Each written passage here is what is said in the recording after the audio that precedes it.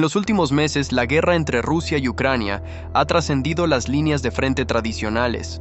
Los tanques y misiles, aunque siguen siendo cruciales, ahora se equiparan con una nueva arma: los datos.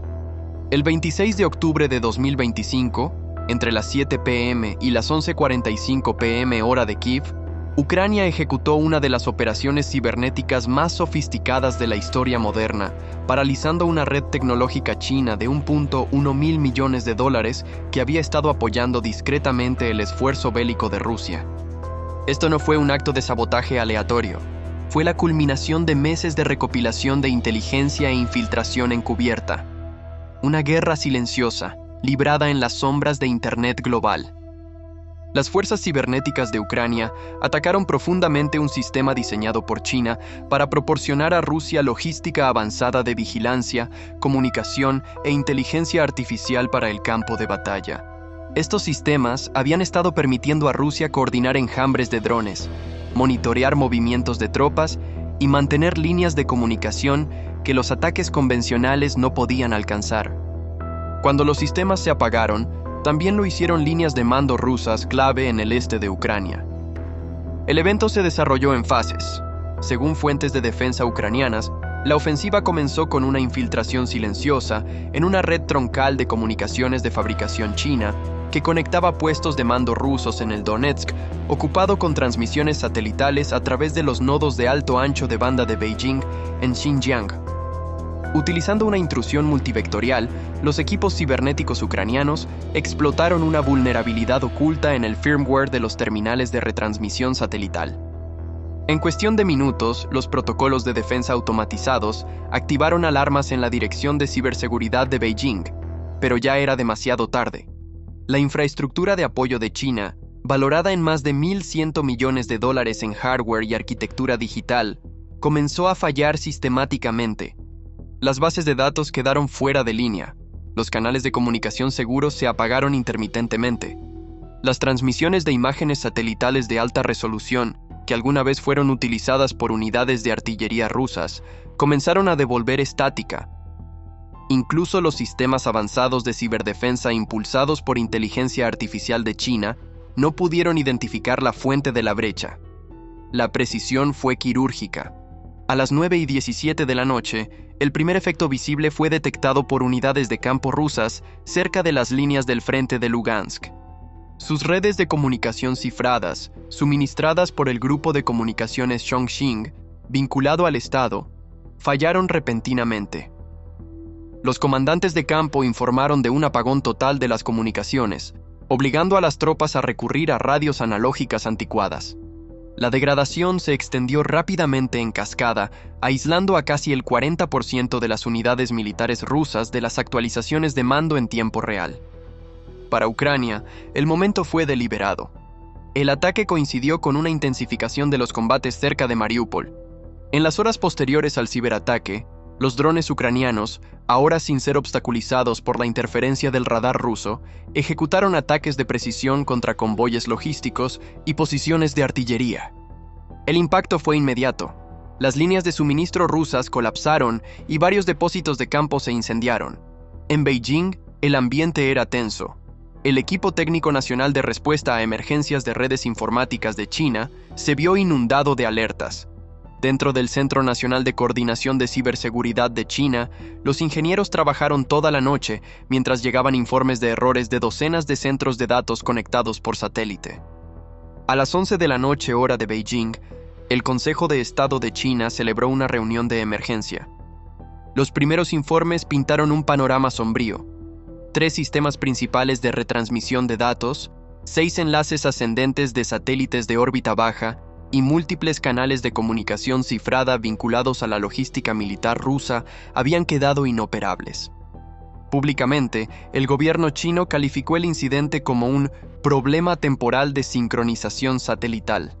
Internamente, sin embargo, los informes revelaron que varias retransmisiones de comunicación habían sufrido una corrupción catastrófica del firmware, una firma de las herramientas avanzadas de guerra cibernética de Ucrania.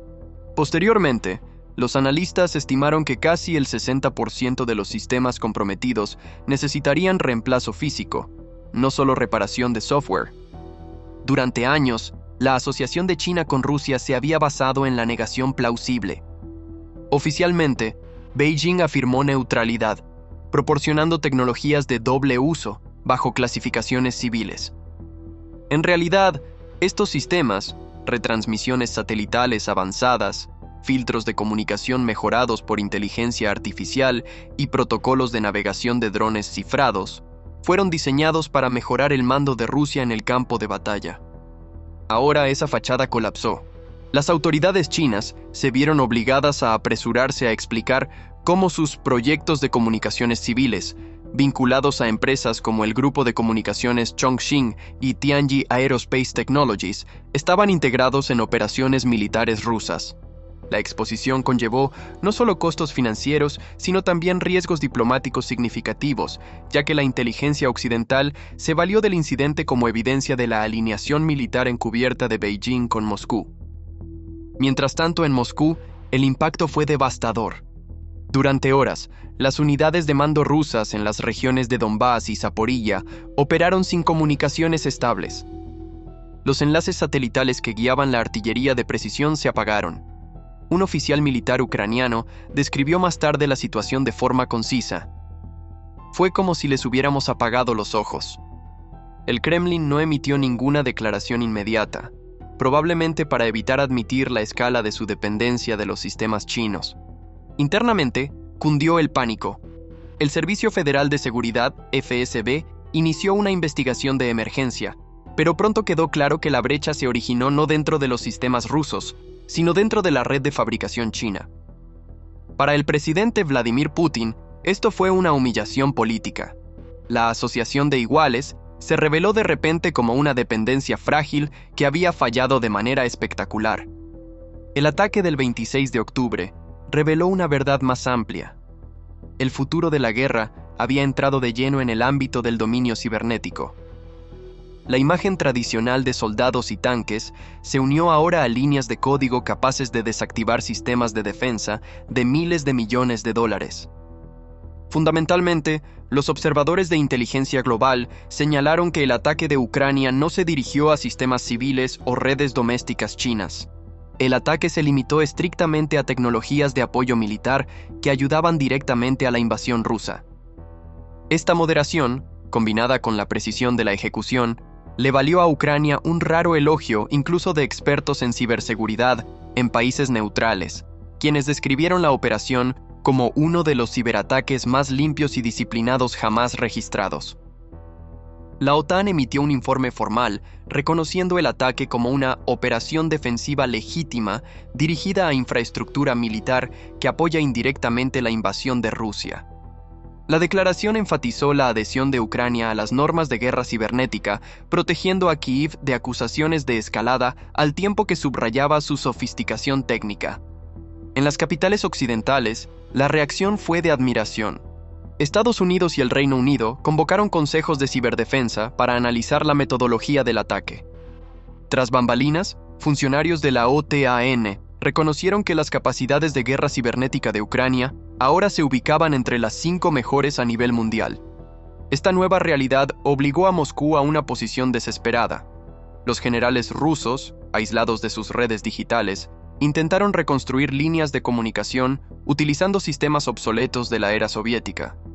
Estos sistemas analógicos, sin embargo, carecían de cifrado y dejaron vulnerables a las unidades de campo rusas.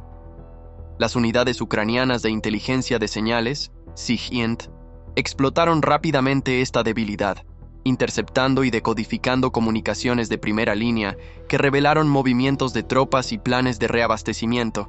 El resultado fue una cascada de pérdidas en el campo de batalla. Varios depósitos de municiones rusos fueron destruidos en ataques de precisión guiados por comunicaciones interceptadas. En cuestión de días, la inteligencia occidental estimó que Rusia había sufrido más de $600 millones en pérdidas de equipo directamente relacionadas con la interrupción de las comunicaciones.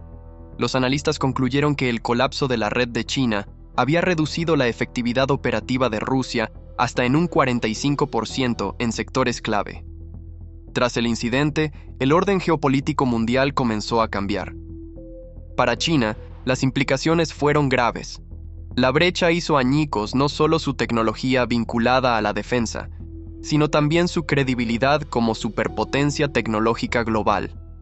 Países que anteriormente habían buscado sistemas satelitales chinos, incluidos varios en África, Oriente Medio y América Latina, comenzaron a reconsiderar sus asociaciones. El liderazgo de Beijing se movió rápidamente para contener el daño. El Ministerio de Asuntos Exteriores de China convocó a embajadores, afirmando que el apagón fue causado por un evento ciberterrorista externo no relacionado con Ucrania. Pero pocos creyeron la explicación. Memos filtrados revelaron que las agencias de inteligencia de China habían confirmado la participación de Ucrania en cuestión de horas. A nivel nacional, el evento provocó una intensa tensión. Las empresas chinas vinculadas al Estado se enfrentaron al escrutinio de la Comisión Militar Central. A los ingenieros se les ordenó el proyecto Refundición, Project Reforge, una revisión rápida de la arquitectura de defensa digital. Pero la reconstrucción de los sistemas tardaría meses y costaría miles de millones. Económicamente, el sector tecnológico de China entró en un periodo de turbulencia. Los inversores internacionales comenzaron a retirarse de las industrias vinculadas a la defensa por temor a nuevas sanciones. El índice de tecnología de Shanghái cayó bruscamente, borrando casi $70.000 millones en valor de mercado. El golpe a la reputación fue inmenso. Para Ucrania, la ventaja psicológica fue incalculable. En una conferencia de prensa días después, Mikhailo Fedorov, ministro de Transformación Digital de Ucrania, declaró: "Esta no es solo una victoria para Ucrania. Es una prueba de que la defensa digital es el arma del futuro. Cuando protegemos nuestra soberanía, lo hacemos no solo con soldados y blindados, sino con intelecto e innovación". Esas palabras resonaron en toda Europa. Las naciones comenzaron a reevaluar sus doctrinas de ciberseguridad. Países como Polonia, Estonia y Finlandia anunciaron nuevos programas de cooperación cibernética con Ucrania, buscando integrar su experiencia probada en batalla. El evento se convirtió en un punto de inflexión en la teoría de la disuasión global. La idea tradicional de que el poder se medía por arsenales nucleares o flotas de tanques ya no tenía el mismo peso. En las Naciones Unidas, los diplomáticos comenzaron a debatir nuevos marcos para el compromiso cibernético responsable, citando el ejemplo de Ucrania como un modelo potencial. Como lo expresó un analista de defensa europeo, Ucrania no solo destruyó una red, destruyó una ilusión, la ilusión de que las grandes potencias son intocables en la era digital. La noche del 26 de octubre fue más que una victoria táctica. Fue un hito simbólico, una declaración de que la resistencia digital podría ser tan potente como la potencia de fuego física. El colapso del soporte tecnológico de $1.100 millones de China no fue solo una pérdida, fue una lección. Una lección de que en la guerra moderna, el mayor poder reside no en las armas que posees, sino en los sistemas que puedes defender o desmantelar. Y esa noche, Ucrania demostró que incluso los sistemas más poderosos pueden desmoronarse ante la precisión del ingenio humano.